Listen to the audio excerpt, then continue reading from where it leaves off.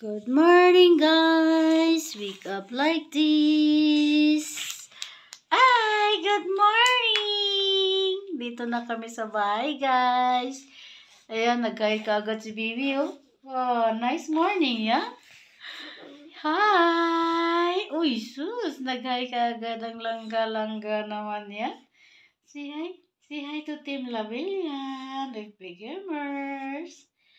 Sa ating CEO, Tita Bailabel, Mama Al, Tita Eileen, Tita Saysay, Tita Ju, Tita Janel, Ninang Richel, Tita Husimi, ang kadugo sa atan, Tita Ganvintot, Tita Bay Ganda, Silin Ganda, sino pa dyan?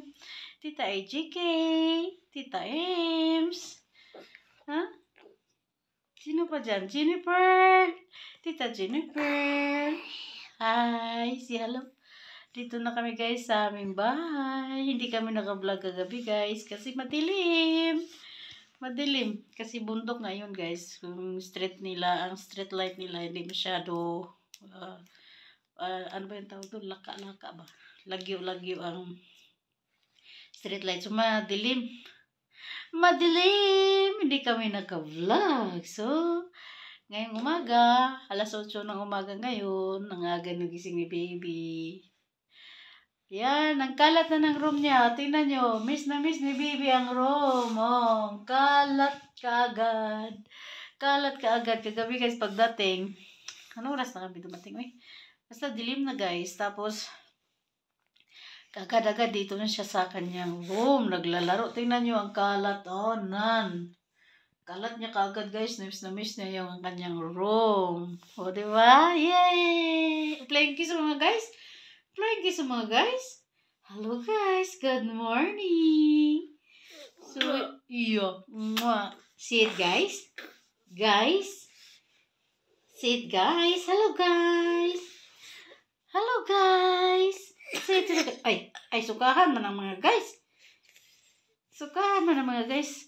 So, yun nga guys, ang kanyang 1-month therapy doon ay hindi totally successful.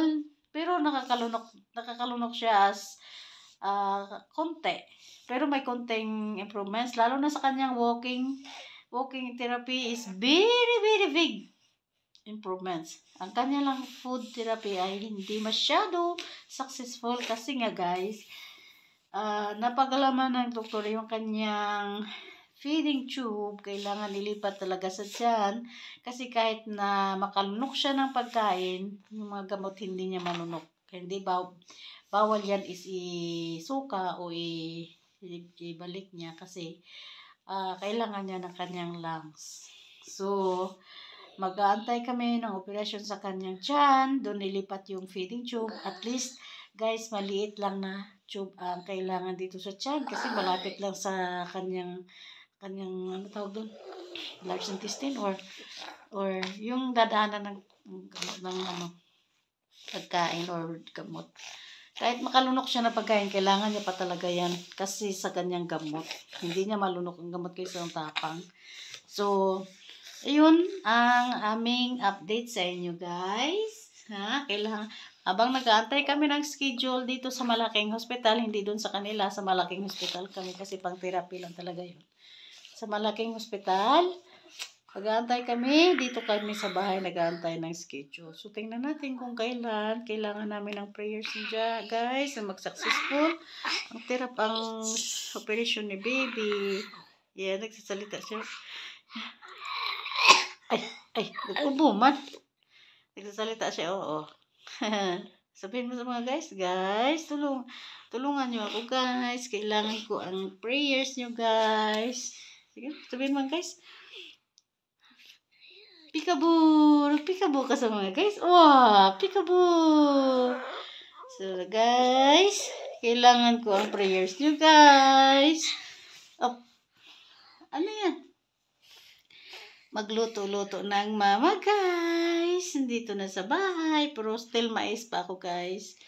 At least bumaba ang aking kilo na mais rice ng aking ginagamit. No? Tulungan niyo kami guys, magdasal guys. Successful ang kanyang operation guys. Kasi guys sa ilong, ang kanyang feeding tube napakahaba. Mga dalawang tangaw ko siguro. Mula dito sa ilong, lapos dito sa lalamunan hanggang sa kanyang tiyan. Ito naman ang sa tiyan lang, sa feeding tube. Ganito lang kaliit. Kasi dati guys, hindi yan nilagay doon sa tiyan kasi masyadong maliliit ang kanyang mga organs sa loob kasi nga maliit siyang baby. So 270 grams lang, so sobrang liit yan. Hindi nila hindi nila makita or makita man pero masyadong maliit sa needle. So, di ba lang ga? So ngayon ilipat para mas maganda daw ang feelings no ni baby pag sa tiyan ang tube. Mas maganda daw yun ang pakiramdam ni baby, makagalaw siya ng maayos. Kasi pag dito guys, pag nagalaw guys, parang nasusuka siya, nakita nyo.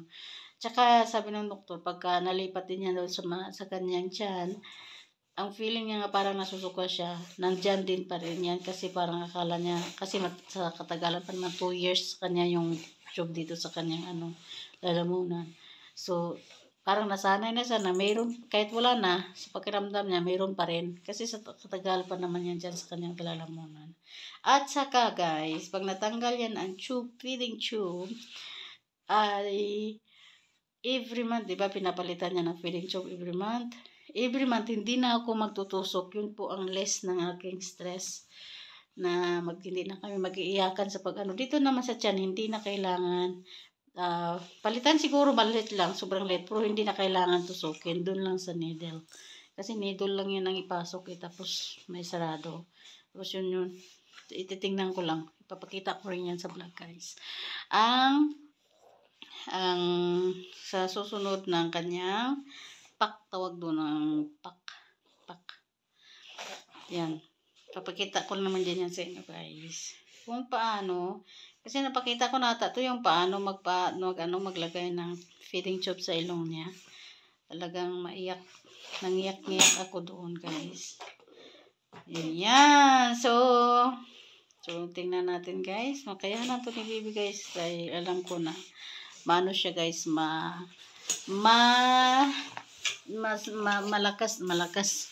malakas tayo sa kaigad na sa taas na. Flying kiss na sa guys. Flying kiss na sa guys. Sige na. Thank you for watching guys. Flying kiss na sa guys. Thank you for watching guys. Mwah. Papa. Peekaboo. Peekaboo na sa mga guys.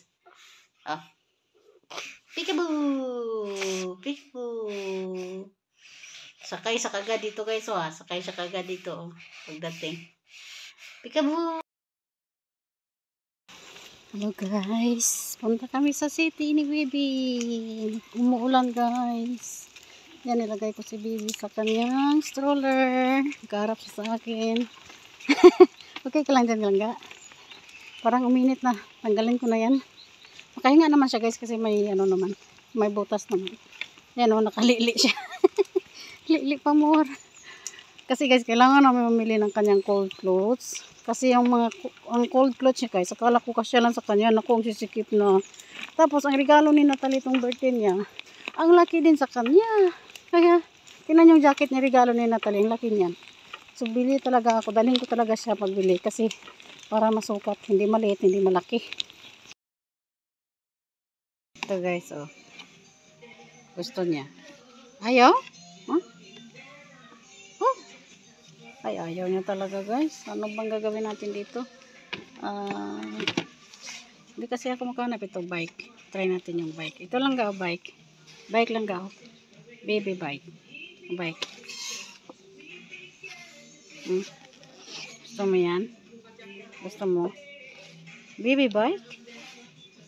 Ayaw? Maghanap talaga kami guys ng bilhin ko to para kay Eileen. Para magustuhan siguro ni Eileen ay. Saan ba maganda? Yung kotse o yung nakabike? Parang mahilig si Eileen magbike.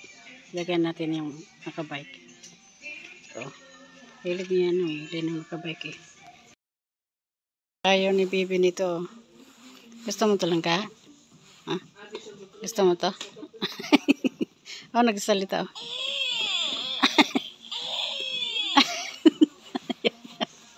Sabi ko sa inyo guys, ayaw niya talaga mga munyeka ay mga doll. Naghahanap kami ng guitar.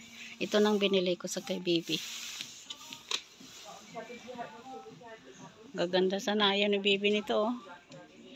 Naghahanap kami ng guitar. Music talaga ang kay Bibi. Music, music, music. Sana music stuff nila guys. Pang boys naman to. Oh.